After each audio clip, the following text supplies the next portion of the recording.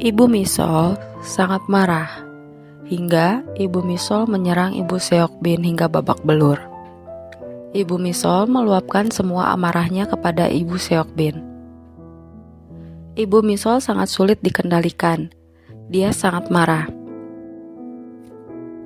Saat keamanan tiba, Ibu Misol masih ingin memukul Ibu Seokbin. Karena terlalu emosi, Ibu Misol pun jatuh pingsan. Misol menangis melihat keadaan ibunya. Sedangkan Ibu Seokbin, dia pulang dalam keadaan lemas dan penuh dengan darah. Misol menenangkan ibunya. Misol menyesali perbuatannya saat SMA dulu. Mereka menangis. Misol pun meminta maaf. Ayah Seokbin melihat Ibu Seokbin babak belur. Dia bertanya siapa yang sudah memukulnya hingga seperti itu. Namun, dia menjawab, dia hanya ceroboh sehingga membuat dia terjatuh. Saat Misol terlelap tidur, Ibu Misol mengingat saat dulu dia meminta pertanggungjawaban Ibu Seokbin. Namun, Ibu Seokbin menolaknya.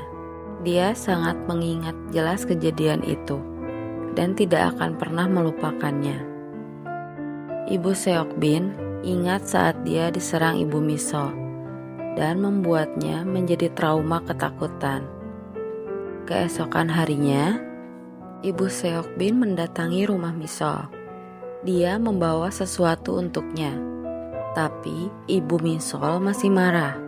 Dia membuang bawaan Ibu Seokbin dan memintanya untuk segera pergi. Namun, Ibu Seokbin bersujud dan memeluk Ibu Misol. Ibu Seokbin memohon, anggap saja Ibu Misol tidak pernah tahu tentang ini.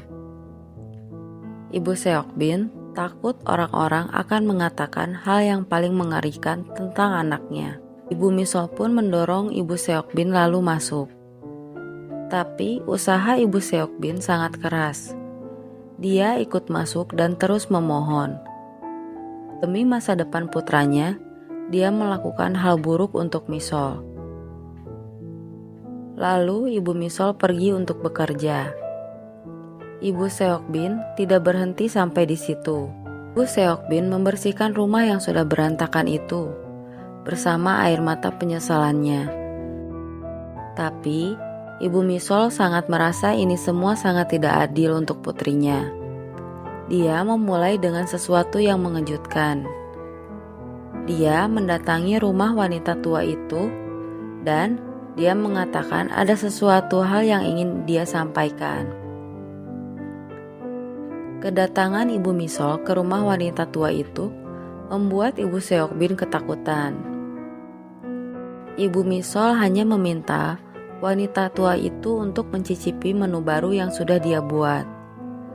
Dan dia menjelaskan kejadian saat pernikahan itu, Misol disekap dan tidak bisa datang. Mendengar hal itu, Presiden membantu mencari tahu siapa pelakunya.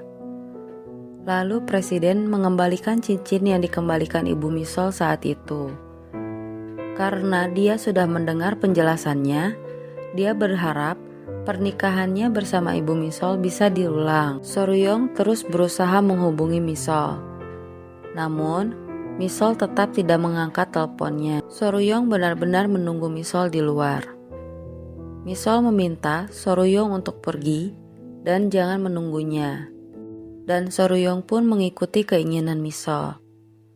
Misol sangat tersiksa dengan keadaannya. Soruyong yang tidak ingin berhenti sampai di situ, dia tetap yakin bahwa dia dan Misol bisa bersatu.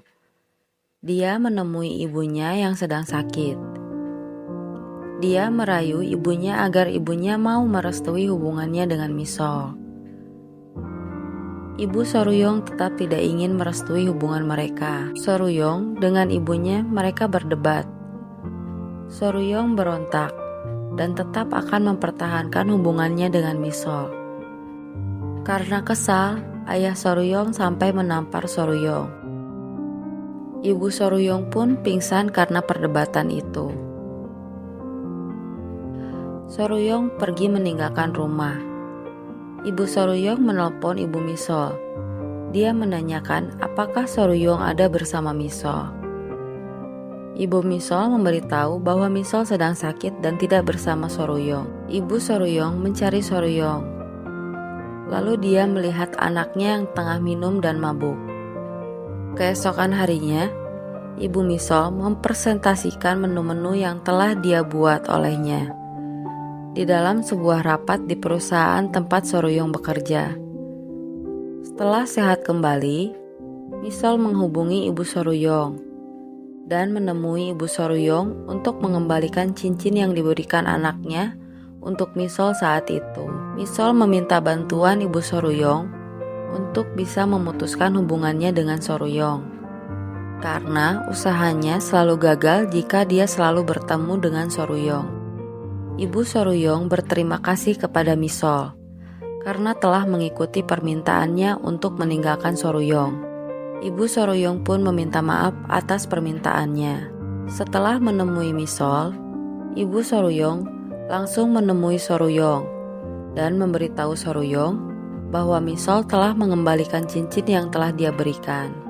Soruyong yang kesal, dia berlari mengejar Misol dan dia tidak mau menerima keputusan Misol, dan dia mengembalikan cincin yang sudah dia berikan kepada ibunya.